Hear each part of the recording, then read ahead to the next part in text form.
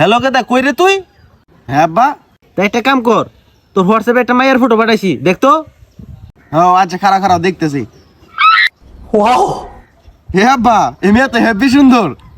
হ্যাঁ তাহলে তোর একটা কথা কই শুন, তুই এই মাইয়ারে মিথ্যা জালে প্রেমের ভাষায়া মাইয়ারে খাইয়া ছেড়ে দি। হে আব্বা, তুমি এটা কি কও? এত সুন্দর আর রূপবতী মায়ের আমি খাই কেন ছেড়ে দিই? তোর যা কই তা শুন, বাপের আগে পাকনামি করবি না। কি লেগে মেয়ের ধোকা দিতে যাবো?